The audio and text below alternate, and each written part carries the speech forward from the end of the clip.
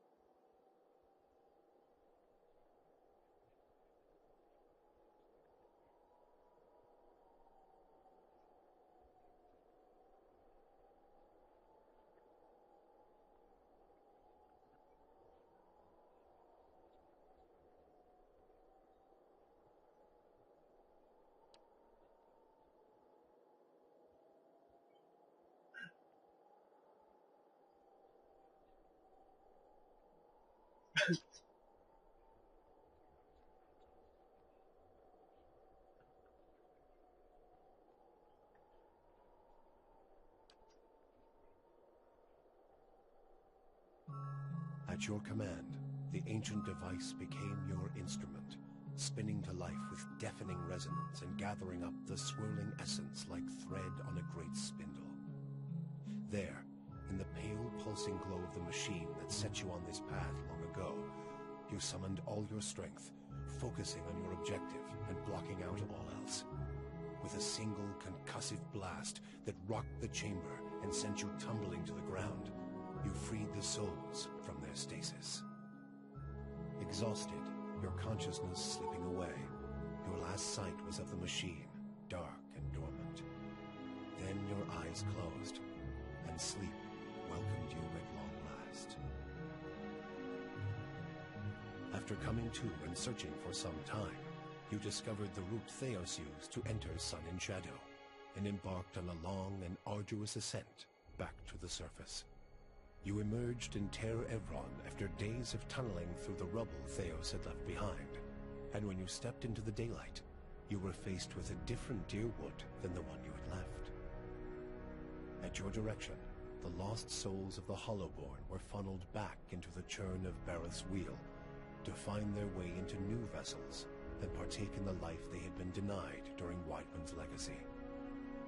Though parents of Hollowborn would remain just that, the end of Whiteman's legacy would bring about a spate of new, healthy births, with many of the infants bearing souls once meant for Hollowborn children. The natural cycle of life and death had been restored to Deerwood, and with it came a renewed faith in the providence of the gods. Helia, who had expected the souls to be returned to the Hollowborn, was infuriated by your duplicity. The goddess of motherhood demanded new births in compensation, and made a bargain with Bareth to trade death for new life. The skies of Deerwood darkened, blotted with swarms of birds and other winged creatures, called together to claim what the Sky Mother believed to be hers by right. For months, the people of Deerwood were forced to stay under shelter for fear of the vicious, unexplained attacks from the sky. The incidents left entire villages decimated, and littered the streets of Defiance Bay with corpses covered in 1,000 puncture wounds. The loss of the souls you had promised to Entropy would be no setback to Remergand, nor to Andra, for the Beast of Winter trudges ever forward, and the will of the Lady of Lament is as unstoppable as the tide. In Deerwood, the weather quickly chilled. Unseasonable frosts destroyed the year's harvests before giving way to the coldest winter in memory. Many who survived the famine would soon freeze to death in their own homes. The oceans proved no safer. A barrage of squalls pounded the harbors along the Deerwooden coast for months, sending many ships to be forever lost in the depths of Andra's domain, either mourned or forgotten, both to the lady's liking. It is said that Galawain is the enforcer of the guards, and is known to hunt down those who wrong them. To wrong Galawain, then, is truly to wake the beast, and the father of monsters took great umbrage at your broken promise to him. Along with Mogren and Abidan, Galawain embarked upon a more direct approach to claiming his quarry. In the months that followed, the frontier settlements of Deerwood were inexplicably attacked by packs of beasts and monsters, suddenly organized and unafraid to approach kith on their own land. Many such villages were all but destroyed by the time troops could be dispatched from local garrisons. Those that weren't destroyed by the beasts of Galawain often found themselves at the mercy of the fires of Mogren. A dry spell throughout Deerwood led to a rash of forest fires on a scale not seen since the War of Black Trees, and many settlements paid the price for their proximity to the wilderness. In the cities, meanwhile, dabblers in animancy who had placed souls into golems and other moving vessels soon found that their creations had risen up against them. Such constructs terrorized their surroundings, killing indiscriminately and often in great numbers before being subdued. Lord Radric's zeal had brought him back to life once, but it would not do so again. Radric's destruction at your hands spelled the end of his suffocating rule over Gilded Vale and the surrounding area. In his absence, the village prospered, becoming a popular destination for new settlers anxious to leave Defiance Bay after the riots. Without a nearby ruler, it also grew more wild, with many settlers moving on as soon as they'd arrived, turned off by lawlessness that was excessive even by Deerwooden standards. Nevertheless, despite the challenges of living there, Gilded Vale had survived, and would continue to survive for the foreseeable future. Following the assassinations of Duke Avar Wolfgren and Lady Webb, Defiance Bay was thrown into political upheaval. In the ensuing weeks, the streets had become the domain of looters and blackguards. Few dared to step outside their own doors alone or unarmed.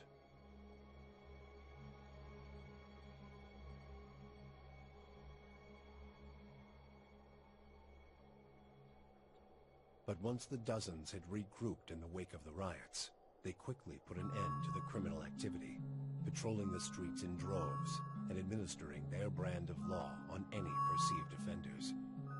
They also took the opportunity to depose the weakened Knights of the Crucible from their position of authority, branding them traitors to the people for their actions during the riots.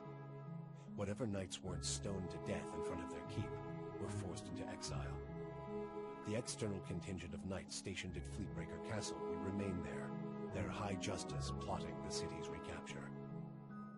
The dozens would soon find themselves overwhelmed by the problems of a leaderless metropolis, and in the days and months ahead, Defiance Bay remained on the brink of collapse. The destruction of the machine atop Ter Noanath spelled the end of the reanimated corpses in Heritage Hill. Though at first few were willing to venture into the abandoned district, it was soon cleaned out and rebuilt. The district's horrors still fresh in people's minds, it would be some time before it was fully repopulated. But eventually the lure of cheap prime land would all but erase the memory. The Duke's assassination at the apparent hands of an Animancer had caused catastrophic rioting in the streets of Defiance Bay, and few Animancers survived the first day. Many Deerwoodens took the end of Widewind's legacy as a sign, both that the gods did not approve of animancy, and that the purging of Animancers in Defiance Bay had been enough to satisfy them. In time, their rage would subside, and a number of surviving Animancers remained in and around Defiance Bay, often taking to the wilds to practice their science without repercussions. The town of Deerford had seen the last of the cult of Scan. Dark rumors about the town's many curses quickly faded, and travelers soon returned. Abidan's renewal brought new vigor and purpose to a god long known for quiet, steady labor. Handicraft saw a revival in the Deerwood, and no smith wanted for an apprentice. Additionally, Abidan's restored interest in preservation led to redoubled efforts to survey Engwithan ruins. Animancers and craftsmen alike found much to study, but tensions with Eir Glanfath rose. As for Stalwart, the Battle of Cairn's Scar only strengthened their resolve to unlock the mysteries of Durgan's steel and build new marvels with the White Forge. However, Stalwart's ambitions brought them into further conflict with the Red Serens, as more and more impoverished communities gathered at the border and vowed to finish the work of the Iron Flail. It would be many generations before the region saw peace. The Flames That Whisper clan found a cautious peace with Stalwart, particularly once the villagers heard of the aid the ogres had offered against the Eyeless. The clan moved back into the Russet Wood, and as Stalwart grew in prestige, the villagers formed a tighter alliance with their ogre neighbors. Within a generation, ogre traders visited Stalwart, and village hunters were welcome in the Russet Wood. Releasing Harmka left the Devil of Carrick with a gnawing dissatisfaction that continued to eat at her long after the Watcher confronted Theos. She resumed her search for the men and women who had raised Cold Morn, clinging to the hope that enacting her revenge might one day allow her to feel something. Yet, as she hunted and killed, the futility of her actions grew like a leaden weight in her gut. Her movements grew stiff and sluggish as her zeal deserted her. One day, she found herself surrounded in Maiden Falls. As she tried to fight back against the villagers, she felt her arms stick in their sockets and her legs buckle beneath her.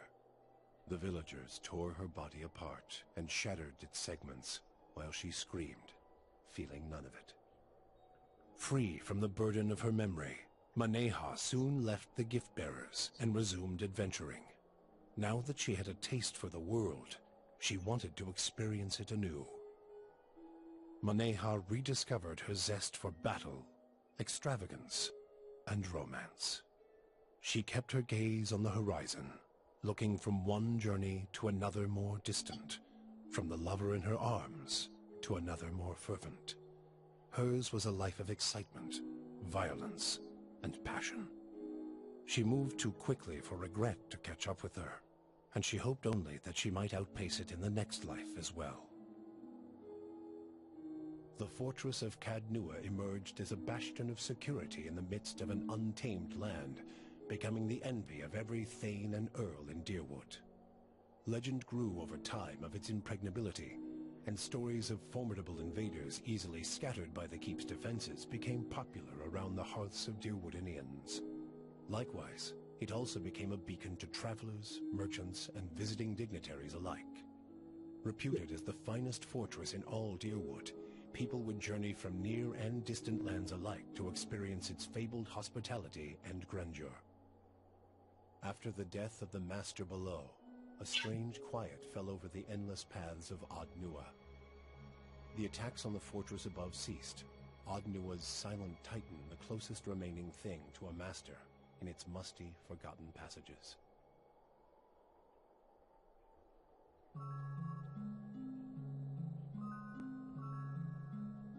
With one by one, starting with the oldest, Heravius challenged each member of the council to single combat, humiliating the Riau in a series of savage duels.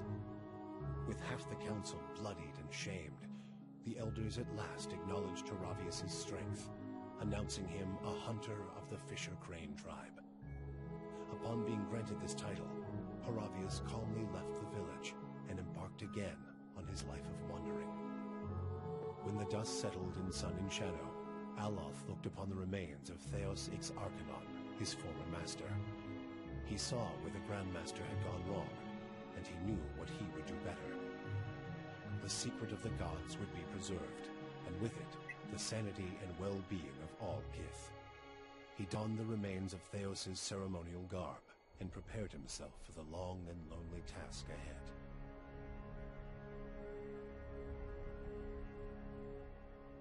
With the Watcher's goals accomplished, and his own vows fulfilled, Kanarua sailed back to Dakoa. His friends and family found him much changed, for a pall had fallen upon the man, smothering his former enthusiasm. Called before the Lore College, Kana told them of the pain the Engwithan legacy brought to the lands abroad. He insisted that a search for answers abroad could only fragment the Rawatai people, as it had done to the Deerwood. His findings were met with much respect, and Kana Rua's voice came to be considered an influential one in the growing move towards Rawatai's isolation. With Theos defeated and the souls released from Sun and Shadow, healthy children were born once again in the Deerwood. The grieving mother sought a place where she might do penance for the birthing bell. She returned to Deerford, where, to the astonishment of the villagers, she delivered the first healthy child in over a decade. She remained there, and with each new birth, she saw a measure of hope restored to the Deerwood, and a measure of grace for her own troubled past.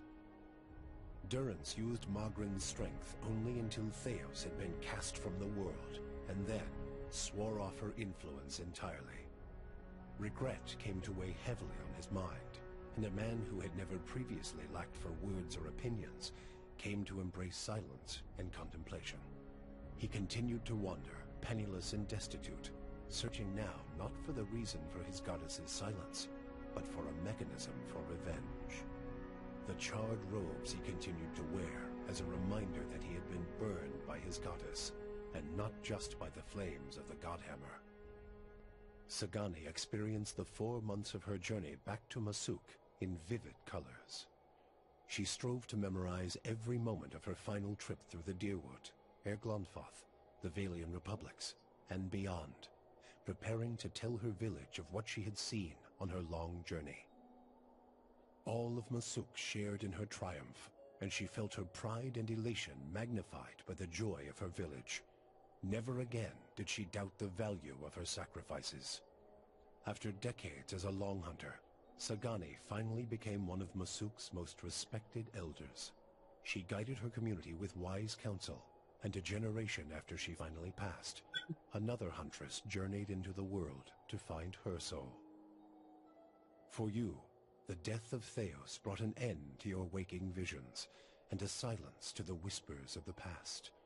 In their absence, you were able to sleep. The questions of a distant lifetime ceased to trouble your soul. All that remained was what to make of the answer. But at the moment, there was little to be done, and the matter would have to wait. A long journey loomed ahead.